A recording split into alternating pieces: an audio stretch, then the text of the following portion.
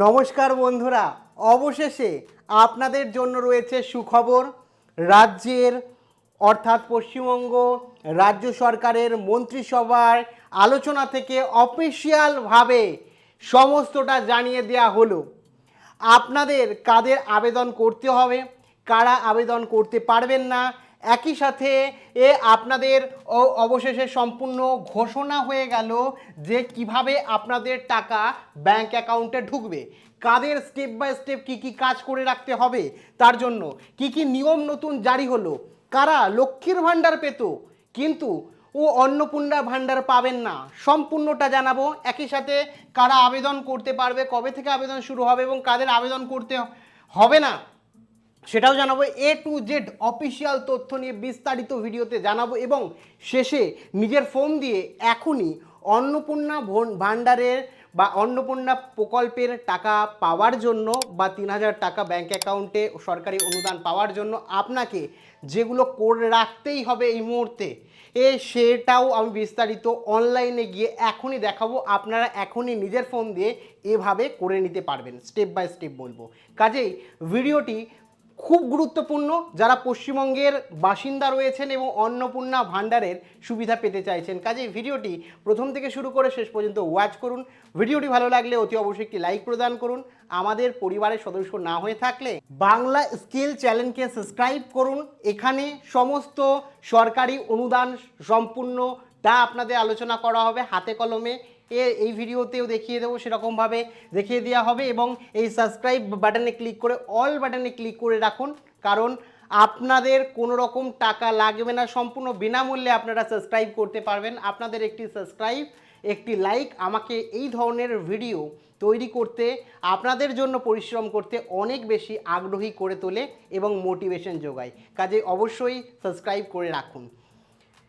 যারা পেয়েছিল তারা কিন্তু প্রত্যেকে পাবে, কিন্তু এমন না যে প্রত্যেকেই পাবে, বলেছে ঘোষণায়, কিন্তু কিছু কিছু বিষয় রাজ্যের মুখ্যমন্ত্রী আগে জানিয়ে দিয়েছিল, সেগুলো আমি নজর দেব এবং পশ্চিমবঙ্গে যারা স্থায়ী বাসিন্দা রয়েছে তারা পাবে। এবার এখানে কাদের সমস্যা হবে? যারা লক্ষ্মীর ভাণ্ডার পেত কিন্তু এখন পাবে না, অন্নপূর্ণা ভাণ্ডার, যাদের ভোটার লিস্টে নাম ওঠেনি। জানো আমাদের রাজ্যে ভোটারে হয়েছে SIR হয়েছে, এই SIR-এ কিন্তু অনেক নাম বাদ গেছে, অনেক নাম এখনও মানে অ্যাডজুডিকেশন লিস্টে রয়েছে, যাদের নাম ওঠেনি, যাদের নাম ডিলিট হয়ে গেছে বা অ্যাডজুডিকেশন লিস্টে রয়েছে, তারা কিন্তু এই সুবিধা নাও পেতে পারে। এখানে কিন্তু পরিষ্কারভাবে জানিয়ে দিয়েছিলেন রাজ্যের মুখ্যমন্ত্রী শুভেন্দু অধিকারী। নতুন যারা আবেদন করবেন সে বিষয়ে আমি আসছি, নতুন কারা আবেদন করতে পারবেন কি সেটা আসছি। এখানে আগে একটু বলে রাখি এই জায়গাটায় যে এখানে সরকারি অনুদান যেটা আগে লক্ষ্মীর ভাণ্ডারে ১,৫০০ টাকা ছিল, ঠিক আছে, সেই টাকাটা কিন্তু এখন দেয়া হবে না। এখন থেকে ৩,০০০ টাকা অন্নপূর্ণা ভাণ্ডারের দরুন নতুন সরকার দেবে মাসে, প্রত্যেক মাসে। কবে থেকে দেওয়া শুরু করবে? ১লা জুন। অনেকের এটার একটা কনফিউশন আছে, ১লা জুন হয়তো আবেদন করতে হবে তারপরে টাকা পাবো, এরকম ব্যাপার নয়। ১লা জুন থেকেই আপনার যে ব্যাংক অ্যাকাউন্ট রয়েছে সেই ব্যাংক অ্যাকাউন্টে টাকা ঢুকবে। কোন ব্যাংক অ্যাকাউন্টে টাকা ঢুকবে সেটাও বলছি, একটু ধৈর্য ধরুন, আমি বলছি। এবার এই যে ১,৫০০ টাকা রয়েছে, এই ১,৫০০ টাকা আপনি কিন্তু এ মাসে পাবেন, মানে মে মাসে, মেয়ের কথা যদি বলি, মে মাসে, এই মাসে কিন্তু ১,৫০০ টাকা পাবেন, কারণ এখনও লক্ষ্মীর ভাণ্ডার চলছে। রাজ্যের মুখ্যমন্ত্রী জানিয়ে দিয়েছিলেন যে রাজ্যের সকল প্রকার যে প্রকল্প সেগুলো সব চলবে, কোনোটাই বন্ধ হবে না। তেমনভাবে আজকে জানিয়ে দেওয়া হলো যে অফিসিয়ালি জানানো যে মে মাসে ১,৫০০ টাকা আপনি যেরকম আছে মে মাস পর্যন্ত লক্ষ্মীর ভাণ্ডার চলছে, তারপরে লক্ষ্মীর ভাণ্ডার কি হচ্ছে ক্লোজ হয়ে যাচ্ছে, ঠিক আছে। এই একই তারপরে লক্ষ্মীর ভাণ্ডার ক্লোজ হয়ে যাচ্ছে এবং তারপরে জুন মাস থেকে কি হচ্ছে আপনার ১,৫০০ না ৩,০০০ টাকা করে পাবেন। সেটা কি হচ্ছে মে মাসে থাকছে লক্ষ্মীর ভাণ্ডার আর জুন মাসে হয়ে যাচ্ছে অন্নপূর্ণা ভাণ্ডার থেকে ৩,০০০ টাকা করে প্রত্যেক মাসে পেয়ে যাবেন। জুন, জুলাই, আগস্ট এরকমভাবে প্রত্যেক মাসে ৩,০০০ টাকা পাবেন সরকারি অনুদান। এবার এখানে একটু বলে রাখি, অবশ্যই এটা এই অনুদান কারা পাবেন? মেয়েরা পাবেন, মহিলা যারা রয়েছেন তারাই কিন্তু পাবেন। এবার আবেদন করতে হবে কি, দেখুন আবেদন করতে হবে কাদের আর কাদের হবে না। যারা লক্ষ্মীর ভাণ্ডার পেতেন তাদের আবেদন করতে হবে না, ঠিক আছে, সরাসরি জানিয়ে দেওয়া হয়েছে যে তাদের আবেদন করতে হবে না। যারা লক্ষ্মীর ভাণ্ডার পেতেন তাদের কোনো রকম আবেদন করতে হবে না। আগের যে ব্যাংক অ্যাকাউন্ট ছিল, আগের যে ব্যাংক অ্যাকাউন্টে আপনি লক্ষ্মীর ভাণ্ডারের টাকাটা পেতেন, সেম ব্যাংক অ্যাকাউন্টে কিন্তু আপনার অন্নপূর্ণা ভাণ্ডারের টাকাটা ঢুকবে, যেটা অফিসিয়ালি কিন্তু অগ্নিমিত্রা ম্যাম জানিয়ে দিয়েছে। এবার ডিবিটির কথা যদি বলি, যে ডিবিটি লিঙ্ক করে রাখুন। যদি কোনো কারণে ব্যাংক কী হয়, আমি বলি কেন্দ্রীয় যে অনুদানগুলো হয় সেই কেন্দ্রীয় অনুদানগুলো কিন্তু ডিবিটি লিঙ্ক দ্বারাই দেওয়া হয় এবং অনলাইনেই সমস্তটা স্থাপন করা হয়, যাতে কোনো রকম ভুলভ্রান্তি না হয়, অন্যর অ্যাকাউন্টে টাকা না ঢোকে, সেই কারণে ডিবিটি লিঙ্ক আপনি করে রাখুন। আমি দেখাচ্ছি কি কি করতে হবে না করতে হবে, দেখিয়ে দিচ্ছি। আর যারা নতুন আবেদন করবেন তাদের জন্য অফলাইনে আবেদন কিন্তু শুরু হবে না বলে দিয়েছে। কোথায় হবে? অনলাইনে পোর্টাল তৈরি হবে, ঠিক আছে, অনলাইনে পোর্টাল তৈরি হবে, ওই পোর্টালে গিয়ে আপনাকে আবেদন করতে হবে।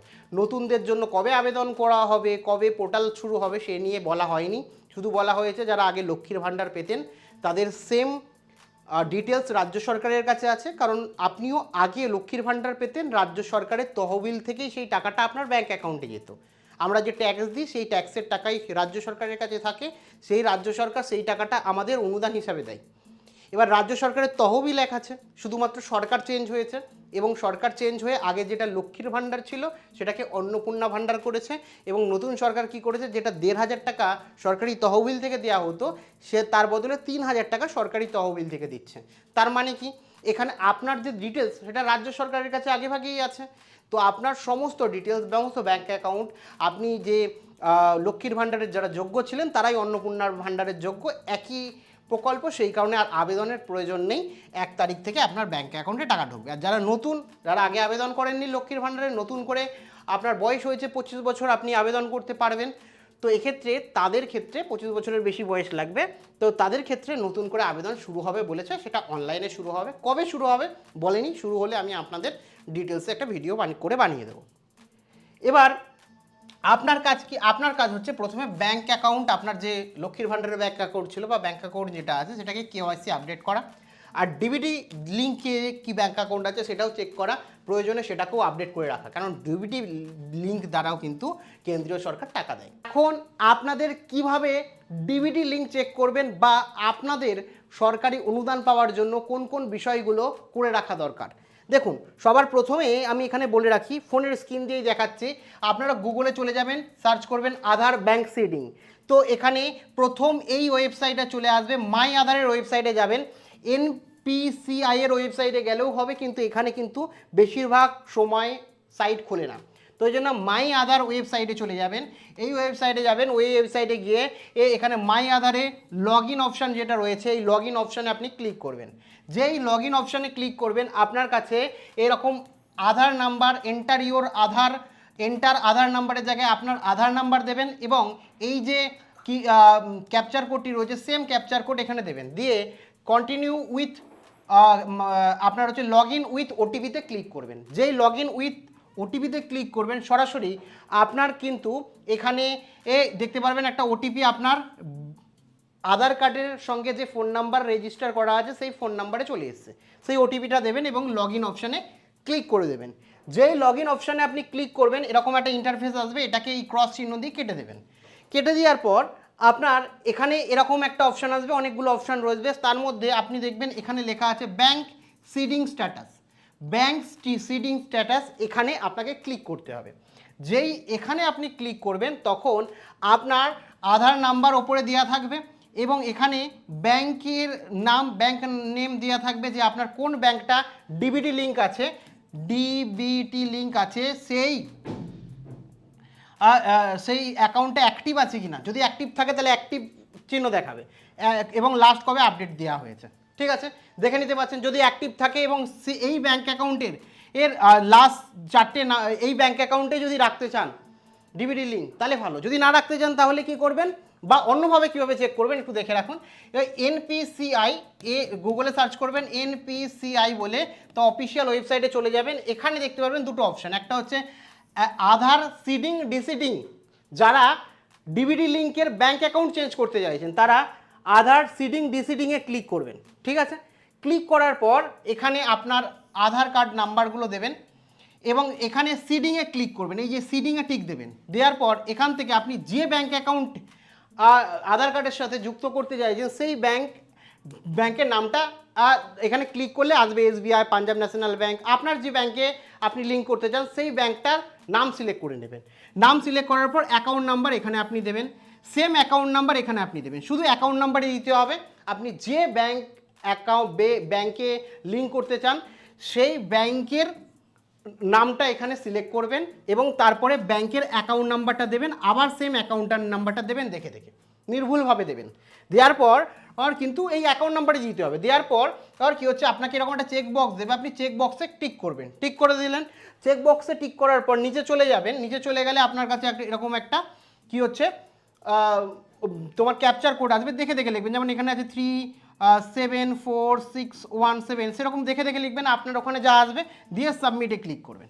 যেই সাবমিটে ক্লিক করবে তৎক্ষণাৎ কিন্তু আপনার কাছে এরকম একটা ইন্টারফেস আসবে যে কিছুটা ওয়েট করবেন, লোডিং নেবে, কিছুটা ওয়েট করবেন, তারপরে দেবে আধার সিডিং সাকসেস কথাটি দেখাবে। সাকসেস মানে আমার সাকসেস হয়ে গেছে। দেখুন আগে এই যে যার এটা আধার ছিল আমি করে দিয়েছি আমার একটা বন্ধুর, তো তার কি ইন্ডিয়ান পোস্ট পেমেন্ট ব্যাঙ্কে ছিল অ্যাকাউন্ট, ঠিক আছে। তার থেকে আমি কি হচ্ছে আধার কার্ড দিয়ে আমি চেঞ্জ করে কি করে দিয়েছি এখানে দেখুন ব্যাঙ্ক অফ ইন্ডিয়া করে দিয়েছি, ঠিক আছে। তো আপনি আপনার ব্যাঙ্কও চেঞ্জ করতে পারেন এবং এই যে এখানে বললাম এখান থেকেও আপনি কিন্তু চেক করতে পারেন। যারা মনে করছেন না এনপিসিআই এর অফিসিয়াল ওয়েবসাইট দিয়ে চেক করব, তারা কি করবেন, যারা চেক করতে চান ব্যাঙ্ক অ্যাকাউন্ট চেঞ্জ করতে চান না, ব্যাঙ্ক অ্যাকাউন্ট চেঞ্জ করলে তো এখানে ক্লিক করতে হবে, আধার সিডিং ডিসিডিংয়ে ক্লিক করতে হবে, প্রসিডিওরটা বললাম। আর যারা এই আধার কার্ডের ওয়েবসাইট না এনপিসিআই এর ওয়েবসাইট থেকে national authorize corporation of India এর এই ওয়েবসাইটের থেকে হচ্ছে আপনি চেক করতে চান, তারা আধার ম্যাপিং স্ট্যাটাসে ক্লিক করলে সেখানে আধার কার্ড দেবেন, আধার কার্ডের নাম্বার দেবেন, দিয়ে কিন্তু সেখানে দেখতে পারবেন লিঙ্ক আছে কিনা। তো দুভাবেই বললাম, তা আপনারা ঝটাপট চেক করে নিন। আর আপনাদের বলে রাখি যেরকমটি বললাম জুন মাসে টাকা ঢুকতে শুরু করছে, বাদবাকি সমস্তটা এই ঘোষণা নিয়ে বললাম। এখনও যদি কোনো কিছু আমি মিস করে যাই বা আপনার কোনো কিছু প্রশ্ন থেকে থাকে অবশ্যই কমেন্ট সেকশানে আমাকে কমেন্ট করে জানাতে ভুলেন না। Thank you.